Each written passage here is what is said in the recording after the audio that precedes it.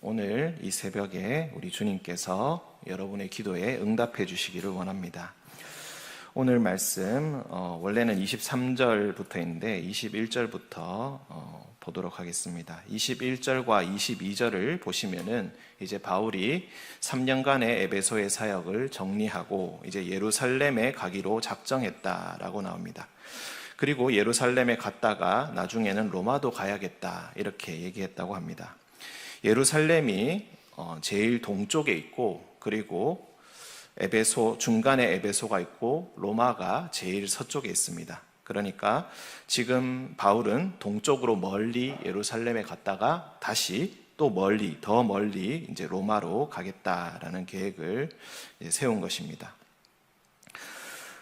그런데 자기를 돕는 사람들 중에 디모데와 에라스도 두 사람을 마케도니아 지역으로 보냈다라고 합니다. 마케도니아라는 것은 그리스 북부 지역을 이야기하고 에베소와 로마 사이에 있는 그런 지역을 의미합니다. 그러니까 동쪽으로 예루살렘으로 같이 가는 것이 아니라 아마도 로마로 미리 갈 것을 대비하여서 자신이 아끼는 제자들을 미리 더 서쪽으로 자기가 가는 반대 방향으로 보낸 것입니다. 아마도 어쩌면은 예루살렘에서 큰 일이 벌어질 수도 있다라는 것을 생각한 것인지도 모르겠습니다. 아마 사도행전 끝까지 모두 다 한 번쯤은 읽어보셨으리라 생각합니다. 예루살렘에서 큰 위협을 당하여서 죽을 위기를 넘기고 죄인의 신분으로 또 로마로 이송되는 그런 장면을 우리가 이미 그 내용을 알고 있습니다. 아마도 바울은 이것을 예측했는지도 모르겠습니다. 그래서 동행인들의 안전을 위해서 미리 보낸 것인지도 모르겠습니다. 우리가 어떤 일을 했는데 이 일이 무척 잘 되었습니다. 그러면 그 이후에 우리는 어떤 선택을 할까요? 잘 되고 있으니까 아마 그대로 그 일을 계속 이어나가고 싶을 것입니다. 이것을 나쁘게 이야기하면 안주한다라고도 얘기할 수 있겠습니다. 바울은 지금 3년 동안 에베소에서 사역하면서 긴 세월 동안 공을 들여 사역을 했고 지금 그 성과가 굉장히 잘 나오고 있습니다. 많은 이들이 죄를 자복하고 마술책을 50억 원어치나 태웠다라고 했습니다. 그가 안수하는 사람뿐만이 아니라 그의 몸에 닿았던 손수건과 앞치마만 갖다 대어도 사람들이 나았다고 합니다. 이렇게 바울의 명성이 높아지고 선교가 잘 이루어지고 있는 이때에 왜 바울은 에베소를 떠나려고 할까요? 에베소를 떠나서 그는 예루살렘으로 가려고 합니다. 무엇보다 우리에게 알려진 가장 실질적인 이유는 이것입니다. 바울은 어디에서 교회를 개척하든지 간에 예루살렘 교회와 결코 따로 활동하려고 하지 않습니다. 사실 바울 정도면 혼자 충분히 주인공이 될 수 있습니다. 말씀의 능력이 있고 신유의 은사가 있고 사람들이 회심하고 주님께 돌아오는 일이 빈번하게 일어납니다. 그런데 이렇게 사역을 잘하고 있는데 예루살렘 교회가 자꾸 간섭하는 것을 누가 좋아하겠습니까? 하지만 바울은 예루살렘에 있는 사도들과 그리고 복음을 위해서 무엇보다 긴밀히 협력합니다. 예루살렘 교회가 항상 어렵고 가난하다 보니까 이방 교회에서 헌금을 걷어서 예루살렘 교회를 경제적으로 많이 지원을 했었습니다. 예루살렘 교회는 영적인 은사를 이방의 교회들에게 나누어 주고 이방 교회는 예루살렘 교회에 물질적인 지원을 함으로써 항상 교류하면서 주님 안에서 우리는 하나라는 것을 항상 가르쳐 주기에 힘썼던 것입니다. 에베소 교회가 잘 되니까 바울은 거기에 머무려고 하지 않고 오히려 떠나려고 결심합니다. 이제는 자신이 없어도 교회가 굳건히 설 것이라는 확신이 있었던 것 같습니다. 바울의 눈은 더 이상 에베소에 머물러 있지 않고 먼 곳 로마를 바라보고 있습니다. 로마에 있는 교회는 바울이 개척한 교회가 아닙니다. 그렇기 때문에 자신을 소개하기 위해서 로마에 가기 전에 자신을 소개하는 긴 편지를 써서 보낸 것이 있습니다. 이 편지가 바로 우리가 그토록 사랑하는 로마서입니다. 만약 바울이 복음보다 자신을 먼저 생각하는 사람이라면 결코 이런 결정을 내리지 않았을 것입니다. 대도시 에베소에서 많은 사람들의 존경과 사랑을 받으면서 목회 활동을 잘 했을 것입니다.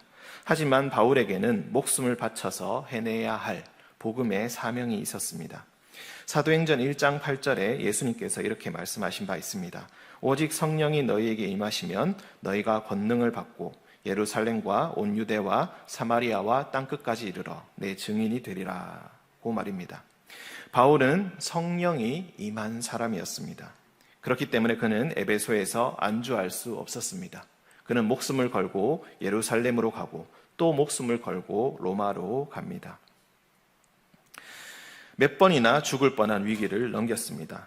누가 바울처럼 살고 싶겠습니까? 하지만 바울은 이미 갈라디아서 2장 20절에서 이렇게 고백한 바 있습니다. 이제는 내가 사는 것이 아니라 내가 사는 것은 오직 내 안에 계신 그리스도께서 사시는 것이기 때문에 나는 계속 이 길을 가야 한다 라고 말입니다. 여러분도 여러분의 삶 속에서 이런 선택과 이런 결단이 있기를 원합니다. 나를 위해 사는 사람은 헌신을 한다고 해놓고 대가를 원합니다. 하지만 주님을 위해 사는 사람은 결코 헌신의 대가를 요구하지 않습니다. 이미 주님께 받은 것을 돌려준다고 생각할 뿐입니다. 여러분은 어떻습니까? 주님께서 우리에게 물어보실 때 우리는 두려운 마음으로 대답해야 할 것입니다. 주님께서는 우리 입술의 대답이 아니라 우리의 삶을 보시고 우리의 대답을 들으실 것입니다. 에베소로 떠나려고 할 때에 공교롭게도 큰 사건이 일어납니다. 바로 은장색 조합과 생긴 갈등이었습니다. 은으로 각종 공예를 하여 물건을 만들어 파는 사람들, 이 사람들에게 가장 짭짤한 수입원은 바로 아데미 여신의 신상과 그와 관련된 물품들을 파는 일이었습니다.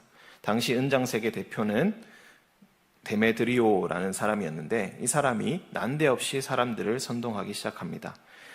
데메드리오와 같은 사람에게는 어쩌면 유대인들과 그리스도인들이 딱히 구분이 가지 않았을 것입니다. 유대교도 기독교도 둘 다 구약의 10계명을 인정하기 때문에 눈에 보이는 형상을 모두 다 거부합니다. 우리 10계명을 다 잘 알고 있으시리라 생각합니다. 그런데 이 도가, 이 종교의 존재 자체, 유대교와 기독교의 존재 자체가 지금 그들의 생업을 위협하고 있다라고 주장하면서 그들을 쫓아내야 한다는 식으로 이야기합니다. 그런데 우리가 오늘 말씀에서 잘 살펴볼 것은 데메드리오와 은장색들이 유대교와 기독교의 대표로 누구를 데리고 갔느냐입니다. 가장 위험한 적으로 그들이 대표로 인식한 것은 유대인들이 아니라 바로 바울이었습니다. 알렉산더가 대표로 나서서 변명하려고 하였으나 그는 철저히 무시당하였습니다. 오히려 바울도 아니라 바울의 동력자였던 가이오와 아리스다고가 그들의 대표가 되어서 그들이 끌고 가서 2만 6천 명이 모일 수 있는 연극장으로 데리고 갔다고 합니다. 그리고 거기서 그들이 한 것은 함께 모여서 그저 소리 지르는 것밖에 없습니다. 크도다 에베소 사람의 아데미여 라고 소리만 질렀습니다. 소요가 진정되지 않으니까 나선 것은 에베소의 서기장이었습니다. 공동 번역에서는 이 서기장이라는 사람을 에베소의 시장이라고 번역합니다. 이 서기장의 역할은 이런 군중들의 모임이 있을 때마다 모임의 목적과 성격을 체크해서 로마 상부에 보고하는 일이었습니다. 로마에 대한 반란이 일어나나 일어나지 않나 철저히 감시하는 역할을 가장 중요하게 했던 것입니다. 종교 분쟁에 탈을 쓰고 있지만 실상은 경제적인 분쟁인 이 문제를 두고 서기장은 가이오와 아리스다고가 실질적으로 법적으로 잘못은 저지른 것이 하나도 없다고 이야기합니다. 아데미 여신, 즉 아르테미스 여신의 신전에서 무슨 물건을 훔친 것도 아니고 공개적인 자리에서 아르테미스 여신을 모욕한 적도 없는데 계속해서 이 사람들을 가둬두고 소리 지르며 협박한다면 불법 집회로 신고할 테니 이제 그만하라고 합니다. 그리고 그 말이 떨어지자마자 그동안의 긴 소요가 무색하게도 군중들이 순식간에 모두 흩어져 버리고 말았습니다.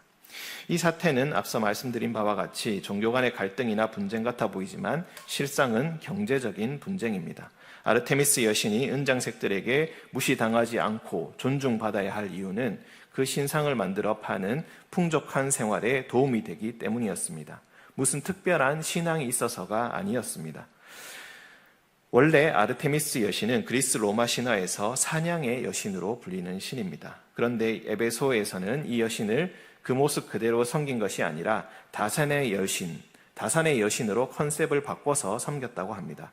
이 다산의 여신이란 컨셉은 원래 터키 지역을 비롯해서 그 주변에 유행하고 있던 여신의 컨셉인데, 그야말로 원래 모습이 아니라 동양과 서양의 신이 합쳐져서 탄생한 짬뽕된 혼합신과 같은 것입니다.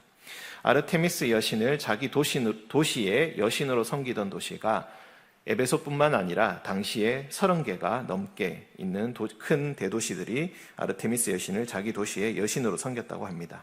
그러니 그 유행이 정말 대단했다는 것을 알 수 있습니다. 그러니 더욱더 돈이 되지 않았겠습니까? 그런데 여호와 하나님 그리고 예수 그리스도를 섬기는 기독교가 바울 때문에 자꾸 흥왕하여 더욱 교회가 세를 얻으니까 정말로 위협을 느꼈던 것입니다. 똑같이 십계명을 가진 유대인들은 무시당하고 바울과 그 동료들이 대표로 인식되었습니다. 그리고 그들을 구해준 것은 로마의 법대로 하자는 서기장, 그 로마 관료의 주장이었습니다. 기독교인들은 법에 저촉되지 않게 활동합니다. 아니, 오히려 법의 목적을 크게 초월하여 달성하려는 사람들입니다.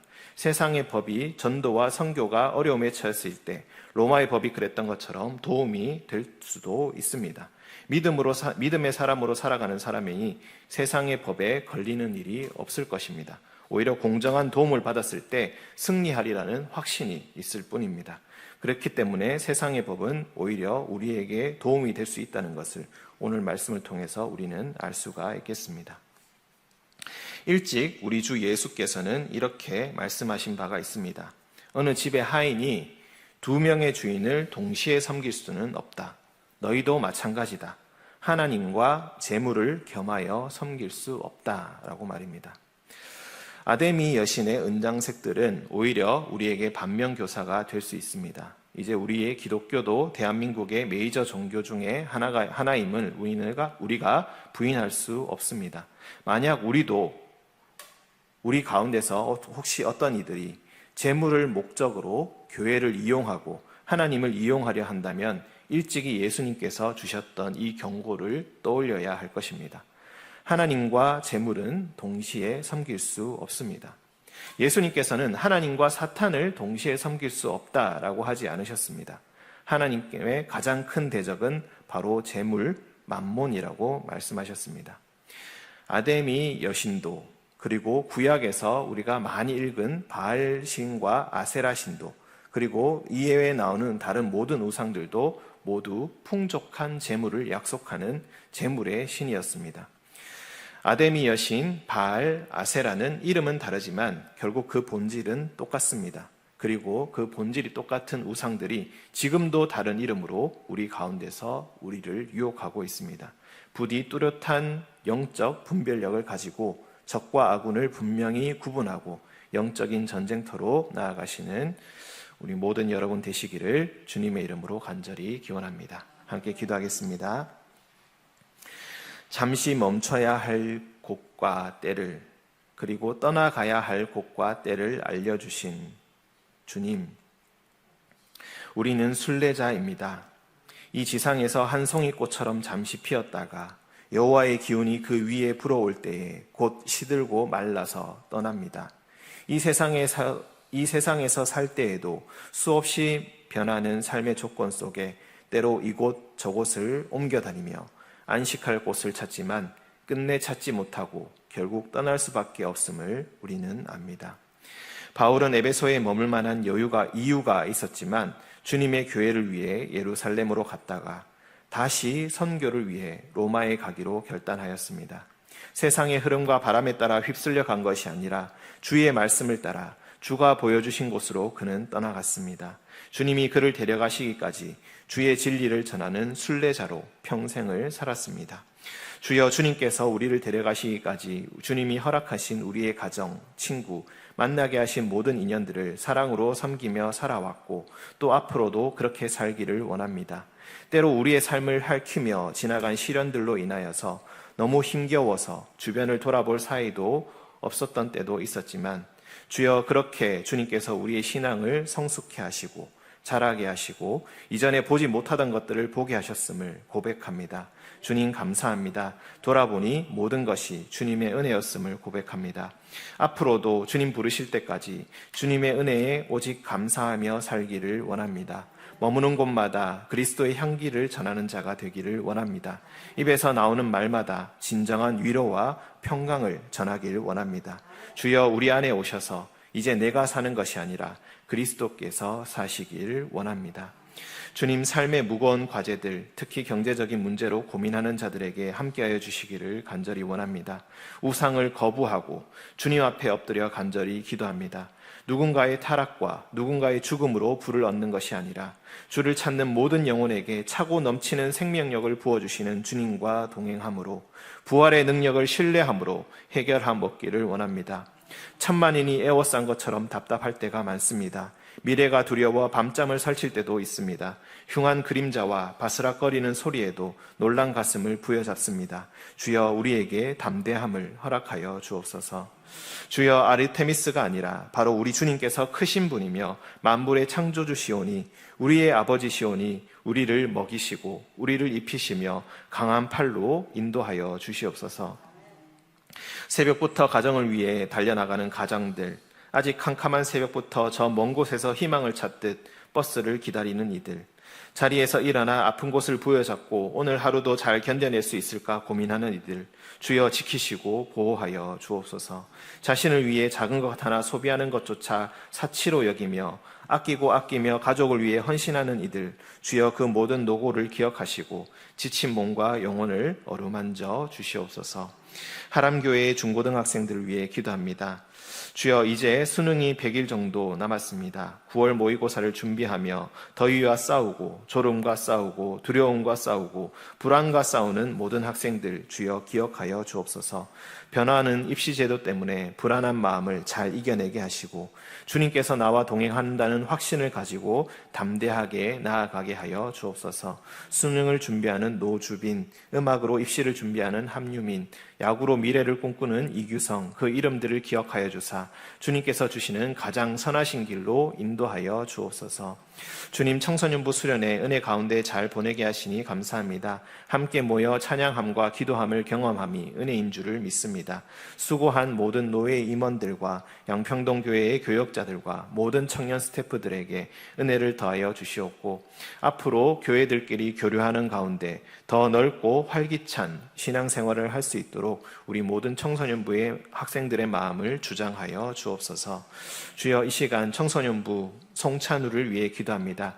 주여 주님께서 인도하사 팔과 다리에 새 힘을 얻게 하여 주시고 다시 일어설 수 있게 주여 도와주시옵소서. 아들을 돌보는 송길복 집사님, 최혜영 집사님, 아들을 위해 매일 주님께 기도하며 회복을 위해 애를 씁니다. 무더위 속에 지치지 않도록 주님께서 도와주시고 시간이 갈수록 주님을 더욱 신뢰하며 소망을 잃지 않게 하여 주시옵소서. 주님, 거룩하신 주님, 나는 심히 연약하지만 주님은 강하십니다. 사망의 음침한 골짜기라 해도 주님이 내 곁에 계시면 잘 지나갈 수 있습니다. 비록 무섭고 떨려 주님 붙잡은 손에 땀이 흥건히 흐르지만 절대 주님의 손을 놓지 않고 따라가게 하여 주옵소서. 무엇보다 주님께서 나의 손을 놓지 않으심을 믿습니다. 우리에게 하늘 양식 먹여주시고 수정 같은 생명수 마시게 하여 주실 나의 선한 목자 되신 우리 주 예수 그리스도의 이름으로 기도합니다. 아멘.